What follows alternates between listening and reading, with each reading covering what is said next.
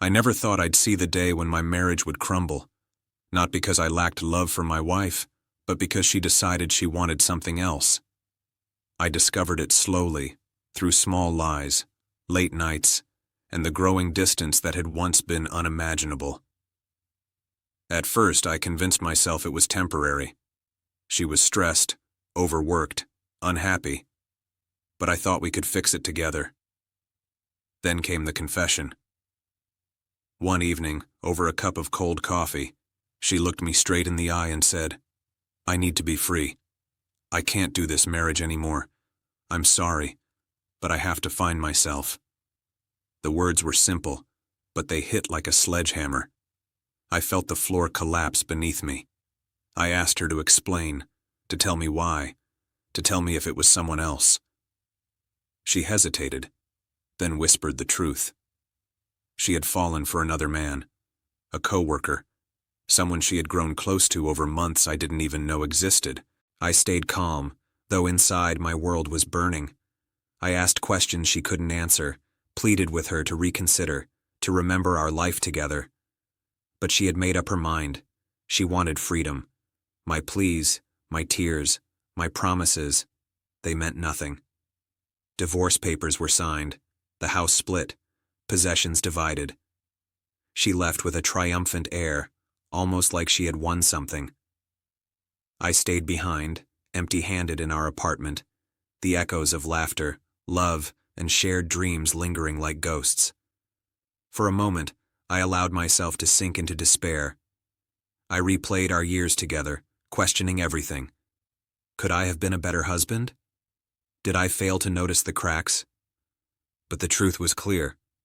Her choice wasn't about me. It was about her desire to escape. For months, I stayed quiet, letting her enjoy her freedom.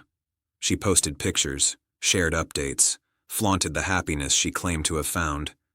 But I didn't retaliate, didn't argue, didn't try to interfere. I knew something she couldn't see. Freedom without responsibility is fragile, and happiness built on betrayal is unstable. I focused on myself. Slowly, I rebuilt my life. I found a new apartment downtown, surrounded myself with friends who truly cared, and threw myself into my work. At first, the nights were lonely. I went to bed without her, ate dinner alone, and watched the spaces where she used to be. But I didn't let loneliness defeat me. I exercised, read, traveled, even took a short course in photography I had always wanted to try. My life became about me, my choices, and my happiness, not hers. Then, one ordinary Saturday, I met her again. Not by accident, but in a cafe she frequented. She walked in, smiling, confident, glowing in the way she used to when she wanted to impress me. But this time, I didn't flinch. I didn't falter. She saw me, and for a split second, I saw surprise, maybe even regret flicker across her face. I didn't greet her. I didn't acknowledge her presence. I simply continued my coffee, reading, smiling to myself as if nothing had changed. And in that moment, I realized the power of moving on. She had left me thinking she had won. But winning at someone else's expense rarely feels like victory for long. Weeks passed. Slowly, I noticed subtle things. Mutual friends whispered, carefully hinting at her struggles. Her new relationship wasn't as perfect as she had painted. She missed deadlines at work because of constant arguments. Her social media posts more curated than authentic.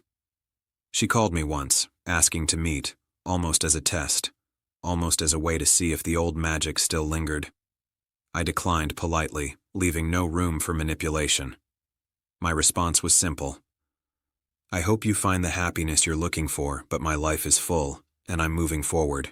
Her messages became more frequent, less confident, more desperate. She tried to draw me in with nostalgia, with memories of trips, dinners, late-night talks, and quiet mornings. She tried to remind me of the life she abandoned, as if that would make me reconsider. But my life had changed. I had learned that love without respect is worthless, and respect without boundaries is dangerous. I had boundaries now, and she had shattered them herself. Months later, I met someone new. She was kind, intelligent, and grounded. We didn't rush. We took our time, laughed together, shared dreams carefully. It wasn't about replacing the past. It was about building a future. And when she entered my life, my ex-wife's world shifted. Suddenly, the empty apartment she had envied, the quiet life she had mocked, was now full of warmth, laughter, and love that wasn't tainted by betrayal. It was then I realized the irony. She had chosen freedom over loyalty, excitement over stability, selfishness over love. And now she watched as I thrived, surrounded by friends, loved by someone who truly appreciated me. She had wanted to escape, but in doing so, she left herself behind. She had given me the greatest gift anyone could give, a reason to move on and prove that life is richer when it's chosen wisely. She reached out again one day, finally admitting regret. "I made a mistake," she wrote. "I thought I wanted freedom, but I see now I lost the best thing I ever had. Can we talk?" I read the message, a small smile tugging at my lips. For a moment, I felt the old ache, the sting of betrayal, the memory of her departure. But it was fleeting. I typed a simple response. "I wish you well. My life is moving forward and I am happy. I hope you can find your own path too." And I deleted her message. Not out of malice, but because I had nothing left to owe her. I didn't need to justify, explain, or revisit the pain she caused. My life was full. My heart was strong. My soul was free. Weeks later, I ran into her at a mutual friend's party. She looked at me, eyes wide, a mixture of shame and longing. But I smiled genuinely, shook hands, and introduced my partner to her. She realized then what she had lost, not just me, but the life we had built together, and the man I had become in her absence. The lesson was clear. People choose what they want, and sometimes they choose wrongly. But life rewards those who honor themselves, respect their own growth, and refuse to be defined by betrayal. I wasn't angry anymore. I wasn't bitter. I was unstoppable. And as I watched her walk away that night, her shoulders slumped, her eyes avoiding mine, I felt no triumph in her regret, only peace. I had turned heartbreak into a new beginning.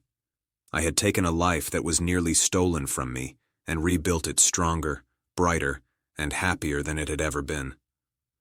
Sometimes the people who abandon you believe they hold all the power. But power isn't taken.